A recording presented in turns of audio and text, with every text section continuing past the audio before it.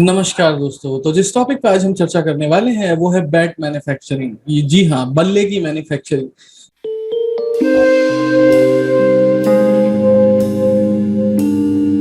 तो उस टॉपिक के लिए हमारे साथ रचित जी हैं, जो कि एक सब्जेक्ट मैटर एक्सपर्ट हैं और काफी अच्छी तरीके से ज्ञान रखते हैं बैट मैन्युफैक्चरिंग को लेकर।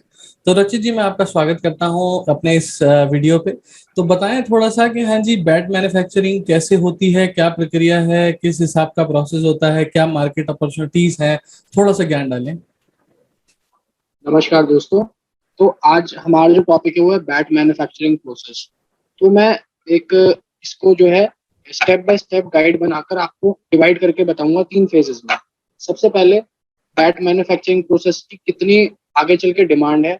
सेकंड हमारा ये रहेगा कि उसमें आपके लिए क्या क्या बेसिक इक्विपमेंट्स चाहिए, कैसे कैसे आप वो बिजनेस स्टार्ट कर सकते हैं। और थर्ड हम उसकी लाइसेंसिंग पर आएंगे। तो सबसे पहला जो टॉपिक है वो है उसकी क्या डिमांड है, आने वाले टाइम में क्या उसकी ग्रोथ है। तो आप लोगों को पता है कि आज की तारीख में क्रिकेट एक बहुत ही ज्यादा बढ़िया और इम्पोर्टेंट स्पोर्ट्स बन चुका है। बहुत ही फेवरेट स्पोर्ट्स है इंडिया में और ऑल ओवर वर्ल्ड में। आप लोगों को पता है कि हमारे देश की जो इसकी क्रिकेट बोर्ड है बीसीसीआई, वो सबसे ज्यादा पावरफुल बोर्ड है आज ऑल ओवर इंडिया में। तो आने वाले टाइम में इस गेम की डिमांड बहुत ज्यादा बढ़ रही है और बहुत ही ज्यादा पसंदीदा गेम है क्रिकेट। तो इससे रिलेटेड आप इसका बिजनेस कर सकते हैं। बैट बॉल, उसकी आपकी क्रिकेट की जो किट होती है, इन सब चीज की मैन्युफैक्चरिंग में आप अपना बिजनेस स्टार्ट कर सकते हैं।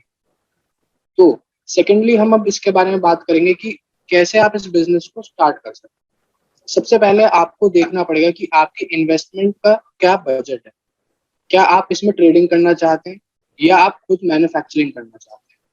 ट्रेडिंग में ये होता है कि आप एक बड़े मैन्युफैक्चरर या होलसेलर से माल लेकर आगे अपनी मार्केटिंग के थ्रू उस प्रोडक्ट को सेल करते हैं। और सेकेंडली ये होता है, अगर आपका मैन्युफैक्चरिंग का बजट है, आप अच्छा पैसा लगा सकते हैं बैठ के काम में। यानी कि 15 से 20 लाख रुपए की अगर आप कॉस्टिंग आप मान के चलो इतनी लग जाती है उसके अंदर। अभी मैं वो भी आपको बताऊंगा कि किस तरीके से कॉस्टिंग कितनी कहाँ कहाँ लगती है। तो आप मैन्युफैक्चरिंग के लिए जा सकते हैं अगर आपका 15 से 20 लाख लाख का मिनिमम बजट है। बेसिकली मैन्युफैक्चरिंग की अगर हम बात करें तो आप मान के चलिए जो आपका रॉ मटेरियल आएगा, जो इनिशियल रॉ मटेरियल आएगा, एटलीस्ट 1000 बैट्स की आपके पास कैपेसिटी होनी चाहिए और इतना आपके पास स्टॉक होना चाहिए। और बैट्स में भी कई तरीके की क्वालिटीज होती हैं, अलग अलग वुड्स होती हैं, कश्मीर विलो, इंग्लिश विलो, इस तरीके के विलोज आते हैं अलग अलग। अब बैट की शेप्स पे भी आजकल आजकल शेप्स बहुत सारे आने लग गई हैं। अपर कट बैट आने लग गया है, क्लोज कट एज बैट आने लग गया है। बहुत तरीके के बैट्स की क्वालिटीज आती हैं आजकल मार्केट में। तो बेसिकली वो आपको देखना पड़ेगा कि आपके मार्केट में, मतलब कि आपके एरिया में क्या चीज ज्यादा बिकती है। सबसे पहले कोई भी बिजनेस आप करें, market survey is very important. तो मार्केट सर्वे आप करें अपने एरिया में। जैसे मेरठ है, मेरठ का आप लोगों ने नाम सुना होगा, यहाँ की मार्केट है सूरजकुंड। आप इंडिया में कहीं पे भी रहते हैं, आप सूरजकुंड यहाँ पर आके एक बार देखें। यहाँ पर बहुत सारी मैन्युफैक्चरिंग फैक्ट्रीज हैं ऐसी जो कि बैट बनाते हैं और बहुत ही आपको अच्छे कॉस्ट में आपको बैट मिल सकते हैं। यहाँ से बैट हो गए, बॉल हो गई, किट्स हो गई, स्पोर्ट्स का कोई भी आइटम आप मेरठ में यहाँ पे ले सकते हैं, क्योंकि बहुत बड़ी मार्केट है यहाँ पे मेरठ में। बेसिकली बहुत सारी फैक्ट्रीज हैं बड़ी बड़ी जो इन कामों में डील करती है।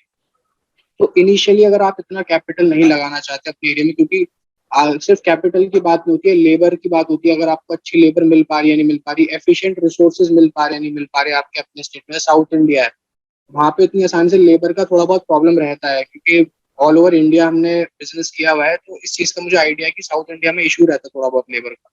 तो वो लोग ज्यादातर पसंद करते हैं इस तरीके के काम नॉर्थ इंडिया इन जगहों से करना। जलंधर हो गया, वहाँ पे स्पोर्ट्स का मार्केट बहुत अच्छा है। मेरठ हो गया, बहुत अच्छा स्पोर्ट्स मार्केट है। तो रचित जी, एक यहाँ से बात आप लोग बताएं, अपना जी। ये लाइसेंस की क्या प्रक्रिया होती है? मतलब किन लाइसेंसेस के थ्रू इस बिजनेस को शुरू किया जा सकता है? बेसिकली मैन्युफैक्चरिंग का प्रोसेस तो यही रहता है कि आप या तो आप ट्रेडिंग के लिए जा सकते हैं। ट्रेडिंग के लिए मैं इनिशियली आपको ज्यादा कहूंगा कि भाई आप ट्रेडिंग करें, ज्यादा बेटर रहेगा आपके लिए।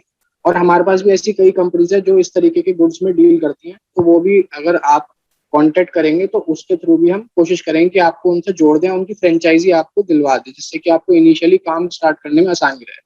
लाइसेंसेस की अगर मैं बात करूँ, लाइसेंसेस कोई ज्यादा इसके अंदर खास नहीं लगते हैं। आप अपना सिर्फ उद्यम रजिस्ट्रेशन और जीएसटी नंबर लेके, और ट्रेडमार्क, ट्रेडमार्क सबसे ज्यादा इंपॉर्टेंट चीज है स्पोर्ट्स के काम में। क्योंकि स्पोर्ट्स के काम में बहुत ज्यादा कॉपी पेस्ट वाला रहता है। क्योंकि आप बैट बना रहे हो, मैं भी बैट बना रहा हूँ, मैंने उस बैट की कॉपी कर दी।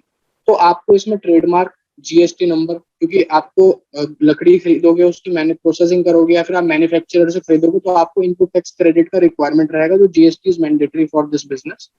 और उद्यम रजिस्ट्रेशन आप ले सकते हैं अगर आप सोल प्रोप्राइटरशिप में काम करना चाहते हैं।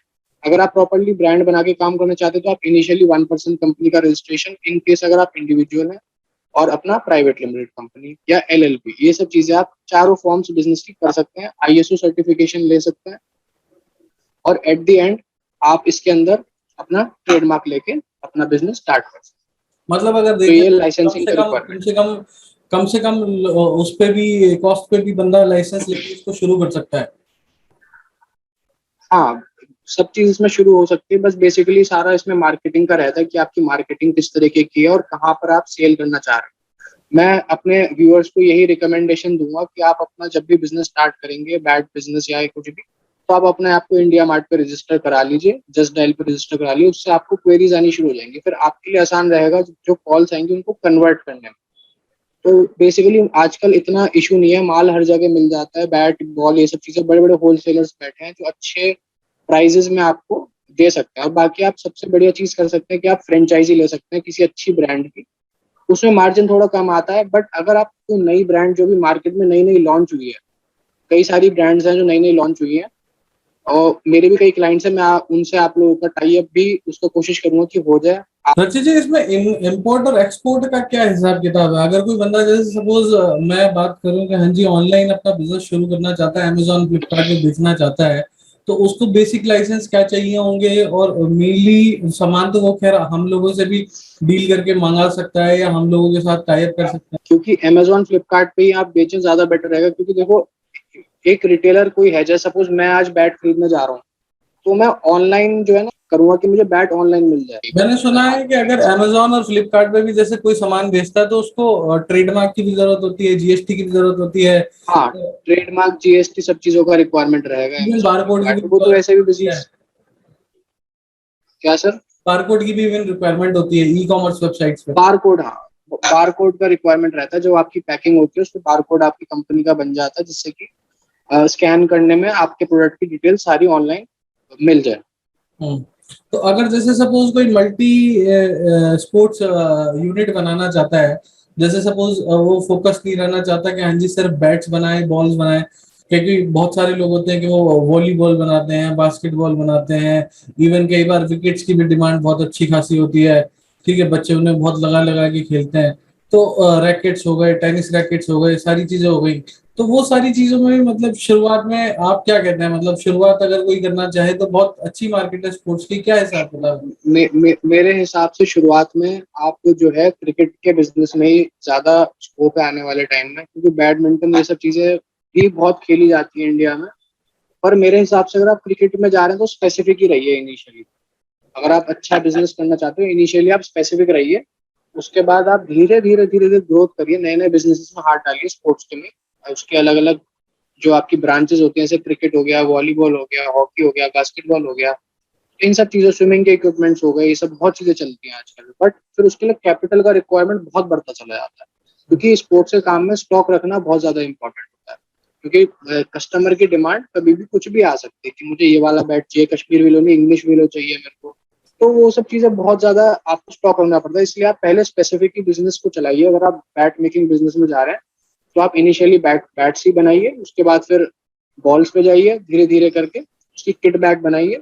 इस तरीके से करके आप कर सकते हो। और बेसिकली अपना ट्रेडमार्क का स्टिकर, आप अपना बैट जो होता है प्लेन बैट लेंगे, उसके ऊपर अपना प्रॉपरली स्टिकर करके उसकी मार्केटिंग, उसको ब्रांड एज अ ब्रांड उसको मार्केट करिए और फिर धीरे धीरे धीरे अपने बिजनेस को आगे बढ़ाए। पैकेजिंग पैकेजिंग को लेके आपकी क्या इस पे राय रहेगी? क्योंकि पैकेजिंग बहुत ज्यादा इंपॉर्टेंट होती है, क्योंकि जहां भी आप बेच रहे हैं, चाहे आप ऑनलाइन बेच रहे हो ऑफलाइन बेच रहे हो, तो वो बहुत जरूरी है, बहुत ज्यादा इंपॉर्टेंट चीज। अच्छा जी, कि मैं ये पूछना चाह रहा था आपसे कि पैकेजिंग का क्या हिसाब किताब रहता है? इसमें पैकेजिंग की कितनी अहम भूमिका होती है? सर बेसिकली पैकेजिंग का ये रहता है, इसके अंदर आपके जो किट बैग होते हैं, जो क्रिकेट के किट बैग्स होते हैं ना, वो बनाए जाते हैं। किट बैग बनाने के बाद इसका आपका पूरा प्रॉपर पैकेट पैकेट इसका बनता है, पूरी किट बनती है, जो पूरा बड़ा बैग आता है। उसके अंदर आपके ग्लव्स हो गए, आपके आपके पैड्स हो गए, बॉल हो गई और एल्बो गार्ड हो गए, नी गार्ड हो गए, एल गार्ड हो गए, इस तरीके पूरी किट बैग बनती है। उस किट बैग के ऊपर आप अपनी ब्रांडिंग करा सकते हैं, लेबलिंग करा सकते हैं।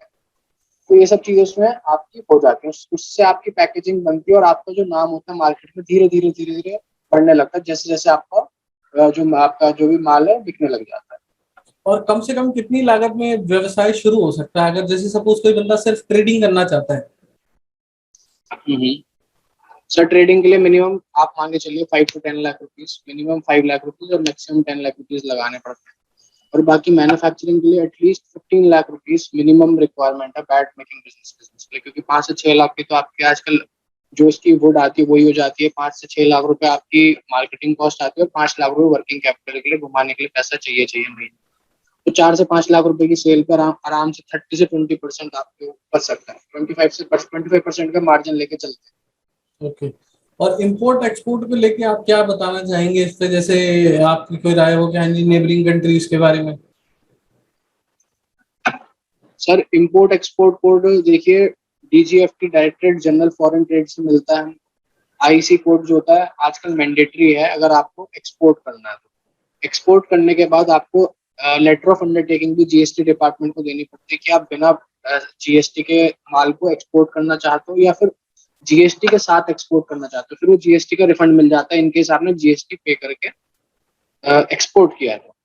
बाकी दूसरी चीज ये है, इंपोर्ट एक्सपोर्ट कोड लेके आप बहुत ही बेनिफिशियल रहेगा आप लोगों के लिए, क्योंकि नेबरिंग कंट्रीज भी आजकल बहुत ज्यादा क्रिकेट खेलती हैं। आपको पता है श्रीलंका हो गया, पाकिस्तान हो गया, कई जगह हमारे बैट्स एक्सपोर्ट होते हैं। इंडिया से हर जगह एक्सपोर्ट है बैट का एक्सपोर्ट कुवैत, कनाडा तक आज की तारीख में कनाडा भी ले रहा है बैट, समझ लीजिए आप।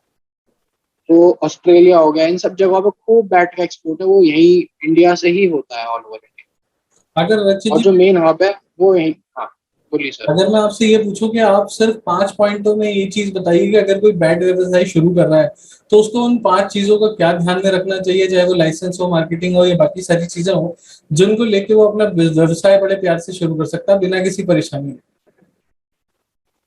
सर बेसिकली सबसे पहले आप डिसाइड कीजिए कि आपको एज अ रिटेलर बनना है या मैन्युफैक्चरर बनना है। सबसे पहला स्टेप ये रहेगा। सेकेंडली आप अपना मार्केट सर्वे करिए। मार्केट सर्वे बेसिकली ये रहता है कि आप अपने आसपास देखें कि क्या डिमांड किस चीज की है। मतलब 1000 रुपए का बैट ज्यादा बिकता है, 1500 का बैट, 2000 का बैट, कौन सी quality, Kashmiri willow, English willow, कौन सा बैट सबसे ज्यादा सेल होता है। तीसरा, मार्केट सर्वे के बाद आपको ये देखना है कि किस तरीके से आप अपना गुड्स को इंडिया से बाहर एक्सपोर्ट कर सकते हैं, क्योंकि उस काम में जो आपका जो प्रॉफिट रेशियो होता है वो अराउंड 40 से 50% बढ़ जाता है। यानी कि अगर आप 1000 का बैट आपकी कॉस्टिंग पड़ रही है, उसमें आपको आराम से 1500 से 1600 का मार्जिन हो जाता है। आपको वो देखना है कि वो किस तरीके से आप कर सकते हो। चौथा, आपको अपने लीगल रजिस्ट्रेशन के ऊपर फोकस रखना है, अपनी ब्रांड के ऊपर फोकस रखना है कि उस ब्रांड को कोई कॉपी ना करे, उस ब्रांड का रेट कोई मार्केट में तोड़े ना। सब ऐसा होता है कि मैंने आज 1000 रुपए का बैट निकाला इंडिया में, अब सेम बैट सेम क्वालिटी में सामने वाले ने उसी ब्रांड को कॉपी करके 550 600 में निकाल दिया, तो उससे ब्रांड की जो गुडविल है वो खत्म हो जाती है सारी सारी। तो हमको चौथा चीज का ये पॉइंट ये ध्यान रखना है कि हमारी गुडविल मेंटेन रहे मार्केट के अंदर सब चीजों को, जिससे कि आपका बिजनेस अच्छी तरीके से लॉन्ग टर्म में रन कर पाए, जिसका आगे चल के आने वाले जो आपकी फैमिली मेंबर्स है वो भी बेनिफिट उठा सके अपनी ब्रांड। जैसे SSSG, इतनी बड़ी बड़ी कंपनीज हैं जिन्होंने बहुत पहले बिजनेस शुरू किया था और आज की तारीख में उनकी गुडविल, उनको उस चीज का फायदा हो रहा है। ठीक है। तो पांचवा आपका जो लास्ट पॉइंट आपका ये रहेगा कि आपको अपनी अपनी जो लेबर कॉस्ट, ये सब चीजें पूरी कैलकुलेट करनी, मतलब कि पूरे अपने प्रोजेक्ट का लमसम कैलकुलेशन बनाना पड़ेगा कि एक बैट की क्या कॉस्टिंग बैठ रही है मेरी, उस बैट की कॉस्टिंग के ऊपर मैं कितना प्रॉफिट मार्जिन निकाल सकता हूँ और क्या उसके ऊपर कितना लीगली मुझे टैक्स पे करना है। ये सब चीजों का कैलकुलेशन एक आपका अच्छा बजट बनाने के लिए और आपको एक अच्छा बिजनेस प्रॉफिटेबल बनाने के लिए आपको बहुत मदद करेगा ये पांच। बाकी आप लोग ये भी इस बिजनेस को एज अ फ्रेंचाइज मॉडल में भी जाके कर सकते हैं। अगर आप इतना ज्यादा सरदर्दी नहीं लेना चाहते कि यार मैं अपनी ब्रांड बनाऊं, ट्रेडमार्क बनाऊं, आप कुछ मत करिए। सिंपल अपना एक छोटा सा बेसिक जीएसटी का रजिस्ट्रेशन कराइए और उसके बाद आप किसी भी बड़ी फ्रेंचाइजी का माल को परचेज करके उसे आगे सेल करना शुरू कर दीजिए, वो भी बहुत अच्छा बिजनेस है। बाकी नई ब्रांड्स के ऊपर आपको प्रॉफिट मार्जिन अच्छा मिल जाएगा। तो जैसे भी आप सूटेबल लगे आपको, आप इस बिजनेस को कर सकते हैं। बाकी आप हमसे मोबाइल से अपना कनेक्ट होके बाकी चीजें डिस्कस भी कर सकते धन्यवाद रुचि। हैं।